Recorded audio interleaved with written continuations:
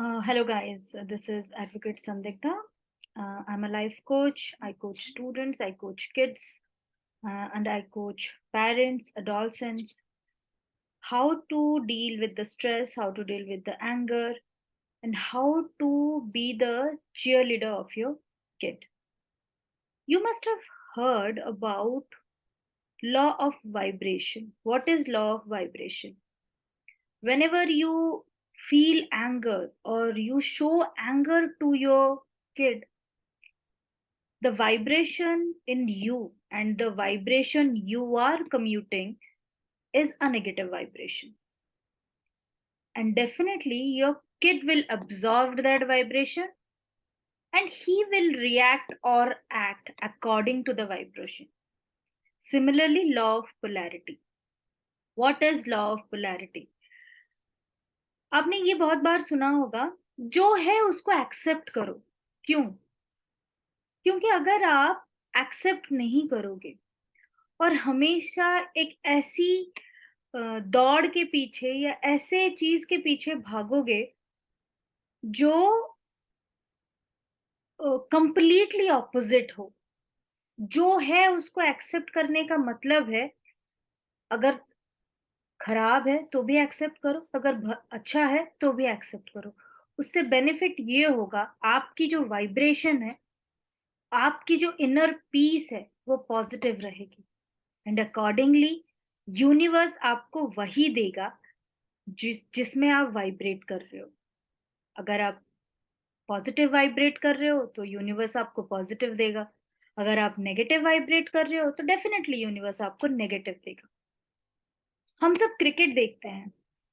Cricket में आपने देखा होगा, अ, सब ये बोलते हैं कि अगर इंडिया टॉस जीत गया तो डेफिनेटली जीत जाएगा. बट क्यों? टॉस जीतने से क्या होगा? टॉस जीतने से कुछ नहीं होता है. टॉस जीतने के ऊपर डेफिनेटली इट डजंट डिपेंड कि इंडिया विल विन और इंडिया विल लूज. ये हमारी वाइब्रेशन सिलेक्ट करती है इंडिया विल विन और इंडिया विल लूज. बिकॉज हमने अपनी बिलीव ये बनाई है कि इंडिया अगर टॉस हार गया तो वो मैच हार जाएगा. इसीलिए मोस्ट ऑफ द टाइम यही होता है. बट अगर हमने अपनी एबिलिटी, अपनी कैपेबिलिटी पे कॉन्फिडेंस रखा है तो डेफिनेटली हम कभी नहीं हारेंगे. So as India will never lose any match, अगर हमने ये कॉन्फिडेंस हमारे प्लेयर्स, हमारे कंट्री पे रखा. So what is law of polarity?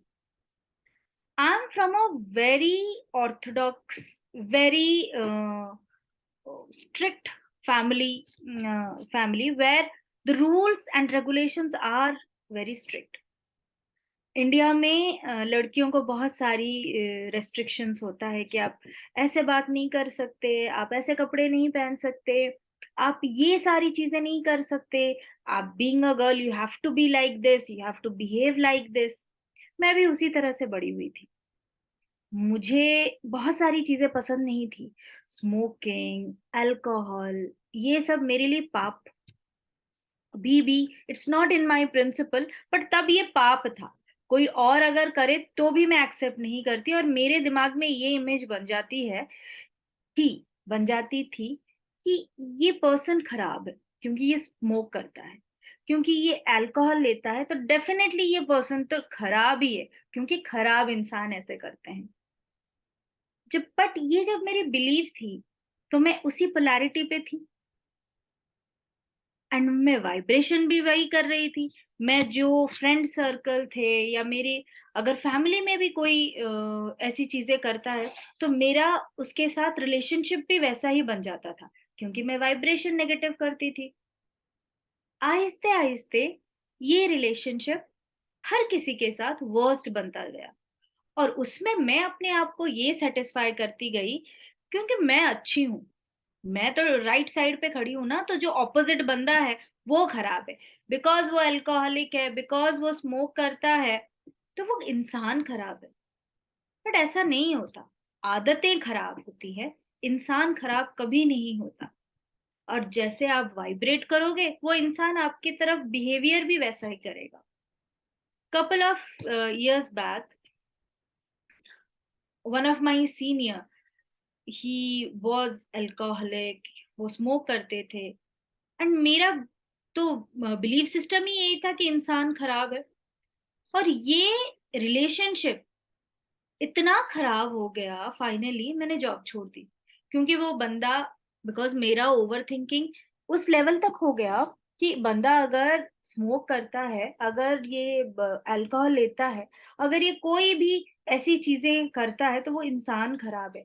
तो इंसान खराब है तो मेरा वाइब्रेशन भी वैसा हो गया, इंसान खराब है, उसका वाइब्रेशन भी वैसा हो गया कि मैं एक नकचड़ी, बहुत ही एरोगेंट, बहुत ही इनडिसिप्लिन एम्प्लॉय हूँ। उसके हिसाब से बिहेवियर भी वैसा हो गया, रिलेशनशिप भी वैसा हो गया, और फाइनली मैंने जॉब छोड़ दी। सो पोलैरिटी आपको कहाँ तक ले जाता है? और गाइस, ये पोलैरिटी आपकी अभी नहीं बनती, बचपन से बनती है।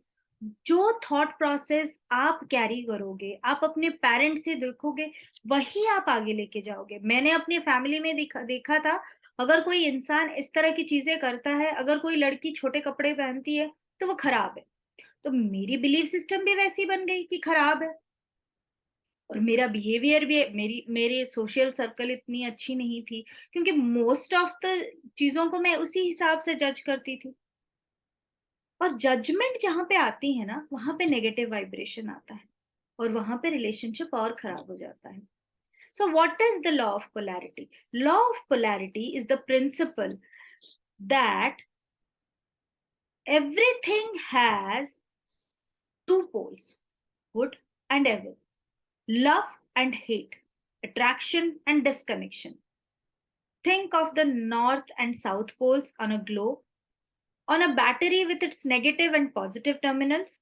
Everything in universe has an opposite.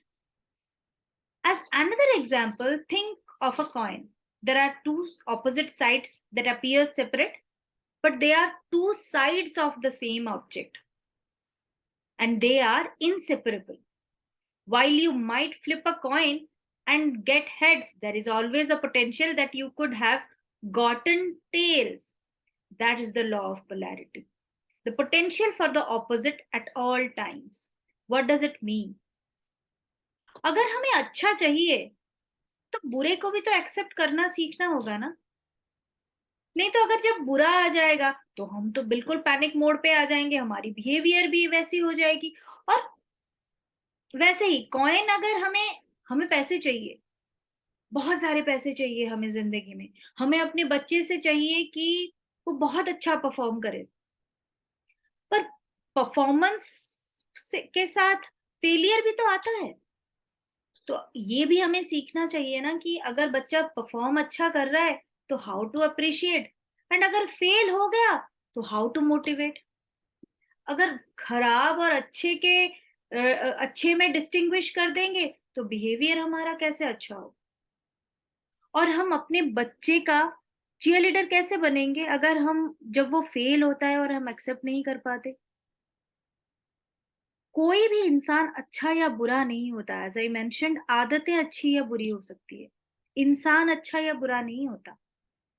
तो अगर उसकी अच्छी चीजों को हम इतना ज्यादा अप्रिशिएट करते हैं, तो बुरी चीजों के लिए भी तो प्रिपेयर होना चाहिए। We should motivate, we should try to make them understand कि मत करो।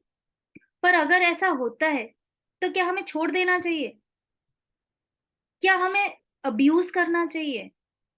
That I need to tell you guys कि अगर बच्चा कभी फेल होता है ना, कि आप उसको क्रिटिसाइज मत करो। इट्स ओके, परफॉर्मेंस के साथ फेलियर आता है, सक्सेस के साथ फेलियर आता है, तो we have to accept. So polarity ये है कि जिस भी पोल पे आप खड़े हो ना, accept that pole and vibrate according to that, to vibrate in the positive mode, so that आपकी यूनिवर्स की तरफ, आपकी जो भी आपके साथ है, आपकी फैमिली की तरफ बॉन्डिंग भी पॉजिटिव वे में हो। as humans we are the ones who apply labels like good or bad, pretty or ugly, right or wrong, but when we really think about it, Everything that we consider bad could be good for someone or something else. Everything. As I mentioned, I am from a strict family. तो मेरी mom का बहुत सारे rules थे कि आपको ऐसा करना चाहिए, आपको वैसा करना चाहिए। अकॉर्डिंगली भाई मैं उसी तरह से हम बड़े हुए। भाई एज अ अगर हम बोलें कि वो एक ऐसा बच्चा है कि जो जिसको कोई खराब आदतें नहीं है, बट वो सोशल भी नहीं है। आहिस्ते आहिस्ते जब बड़े होते हैं, हमें हर तरीके की चीजों को एक्सेप्ट करना होता है। हमें अपनी एक सोशल गैदरिंग बनानी होती है। If we are in the business, we have to accept negative positive everything. तभी तो आपकी आउटलुक बढ़ेगी। अगर आप एक बॉक्स में एक गुड टैग लगा के एक बॉक्स में अपने बच्चे को रख दिया, तो वो उसी बॉक्स में ही रहेगा। आपको उसको उस बॉक्स में से बाहर निकाल के बोलना चाहिए कि बच्चा, आपके लाइफ में ये चैलेंजेस आएंगी and this is the way to deal with it. It's I am not saying कि ये सारी चीजें अच्छी हैं, डेफिनेटली नॉट। ये आपकी बॉडी के लिए खराब है। You need to make them understand कि क्या आपके बॉडी के लिए, आपके माइंड के लिए सही है या गलत है। आप उसको गलत बोल के बॉक्स में नहीं रख सकते। और जिंदगी भर के लिए जब आप एक बॉक्स में उसको रख देते हो, उसकी ग्रोथ भी उसी बॉक्स के अंदर ही होती है। उस बॉक्स के बाहर वो कभी ना सोच सकता है, ना उसकी ग्रोथ हो सकती है। That you need to think. Similarly, जो हम मैनिफेस्टेशन के बारे में बहुत बार सुनते हैं कि मैनिफेस्टेशन कैसे होती है, कोई कोई इंसान जो चाहता है उसे कैसे मिल जाता है। कैसे मिल जाता है? क्योंकि वो जिस भी पोल पे खड़ा है ना, उस पोल में वो एक्सेप्टेंस के साथ खड़ा है। ठीक है, गुड और बैड कुछ नहीं होता, ये सिचुएशन है या फिर ये हैबिट है। It's okay, it can be changed. But अगर हम टैग लगा देते हैं ना, हम अगर बच्चे को बोल देते हैं कि आपसे ये नहीं होगा, तो बिलीव मी, उससे वो कभी नहीं होगा। जब आप टैग लगा देते हो ना, वो उसकी पर्सनैलिटी, उसकी आइडेंटिटी बन जाती है। If you are trying to manifest more abundance, more success, the law of polarity determines that you are asking for the entire package. हमें कॉइन चाहिए, तो हम ऐसे थोड़ी ना बोल सकते हैं कि कॉइन का सिर्फ हेड पार्ट मुझे दो, टेल काट दो। नहीं हो सकता ना, कॉइन तो पूरा एज अ होल आएगा। So you need to accept the whole package, which includes abundance and the lack of. But the side that is expressed in your life is what you are a higher match for, what you are vibrating. जिस भी vibration, positive या negative vibration के हिसाब से आपकी abundance, आपकी manifestation हो सकती है। So if you are focused on manifesting wealth or your kid's success, but you are not quite certain you are worth having wealth, means अगर आपको चाहिए कि आपका बच्चा बहुत सक्सेसफुल हो, बहुत रिच हो, सब कुछ हो, बट आप ये नहीं जानते कि आपका बच्चा वर्दी है कि नहीं, आप अंदर से फील नहीं करते, अरे ये तो मैथ्स में अच्छा नहीं है, ये कैसे कर लेगा कुछ, तो डेफिनेटली वो नहीं करेगा। आप जो सोचोगे, आपने ये सुना होगा, what you believe you achieve. जो आप सोचोगे आपका बच्चा वही अचीव करेगा। So you need to think on that. You could unintentionally attract the wrong side of the package, scarcity या अनसक्सेसफुल। जो आप अट्रैक्ट करोगे, जो आपकी बिलीफ सिस्टम होगी, वही वही यूनिवर्स आपको देगा। Your thoughts are telling the universe to express the negative side of the spectrum. In other words, you found the right coin, but you got the tails because your expectation was that you would get tails. Remember the particle wave theory of quantum physics. It states that observers' expectation determine the outcome. जो हमारी expectation है, outcome भी हमारी वही होगी. This means you are attracting the right package, the right coin, but you need to change your mindset so that you are getting the side of the coin you want, the wealth and the abundance side. It starts with setting up this an expectation, what you focus on forms. मैंने आपको अभी example दिया कि मेरी thought process कैसी थी, तो मेरी वर्क लाइफ भी वैसी हो गई। That then after that I resigned.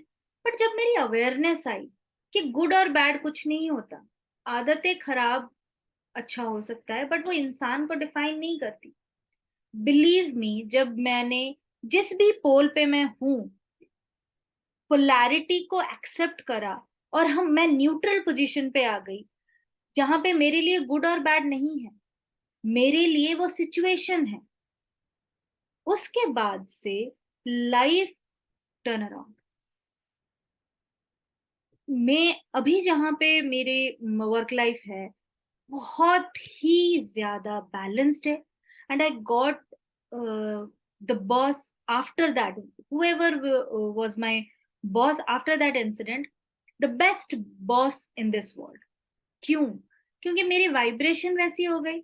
मैंने टैगिंग लगाना बंद कर दिया। जब मैं वाइब्रेट ठीक तरीके से करना स्टार्ट कर दिया, तो मेरी एनवायरनमेंट भी चेंज हो गई। मैं आपको अपनी बेटी का एग्जांपल देती हूँ।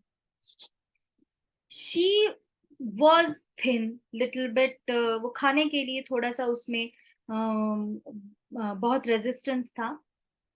तो एनवायरनमेंट में, मैं भी, मेरी बेटी बहुत पतली है, बहुत पतली है, वीक है। तो बिगिनिंग में वो उसी तरह से उसका बिहेवियर था।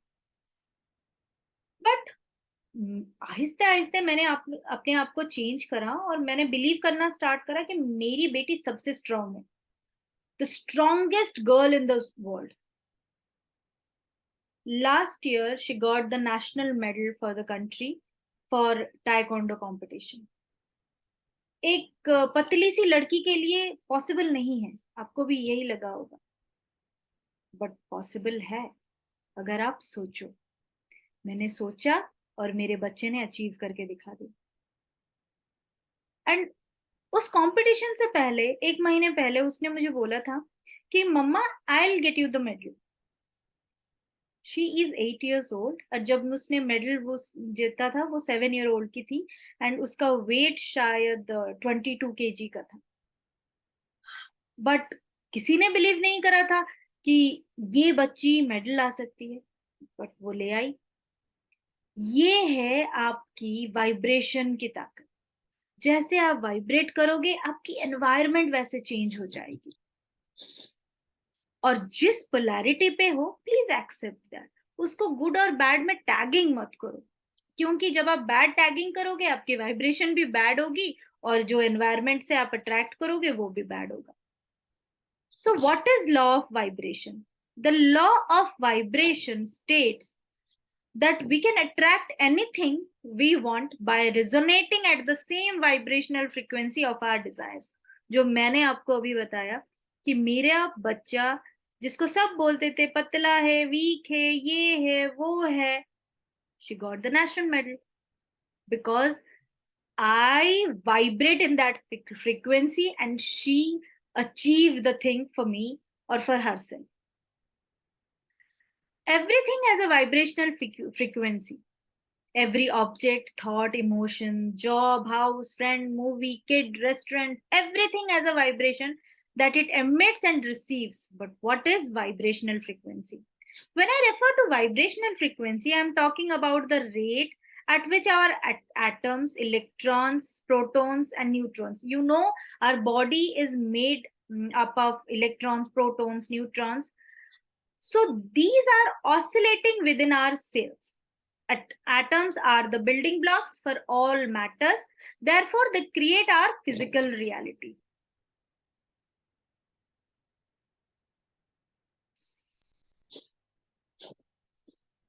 So manifestation में ये कैसे काम आता है? जैसे मैंने बोला, जब हम वाइब्रेट करते हैं ना, वही वाइब्रेशन, वही फ्रीक्वेंसी यूनिवर्स को जाता है और यूनिवर्स आपको एग्जैक्टली वही चीज लाके दे देता है जो आपको चाहिए। When my daughter was in my womb, मेरी वाइब्रेशन यही थी कि मुझे लड़की चाहिए। And before that I had chosen the name कि जब वो होगी तो उसका नाम भी ऐसा ही होगा। तो जब she came to my life, I got like still I have the goosebumps कि आपकी मैनिफेस्टेशन, आपकी बिलीव कैसे रियलिटी में बदल जाती है। वो मेरे गोदी में थी एंड मुझे याद आया कि मतलब ये तो जब शायद दिमाग में भी नहीं आया होगा, तब से इसका नाम मैंने सोचा था कि मेरी लड़की होगी, फर्स्ट लड़की होगी, एंड उसका नाम मैं ऐसा दूंगी कि वो उसकी पर्सनालिटी बिल्ड करेगी, और जो भी करेगी, हर नेम इज कार्यश्री, एंड वो जो भी करती है बेस्ट करती है, क्योंकि मैंने उसका नाम ही ऐसा ही रखा है कि वो उसकी पर्सनालिटी को डिफाइन करता है। सिमिलरली, जो भी आप मैनिफेस्ट करोगे, जो भी आप बिलीव करोगे, यूनिवर्स आपके हाथ में आके लाके दे देगा कि लो, यही तो आपको चाहिए था। आप चॉकलेट मांगो, आपको चॉकलेट मिलेगा।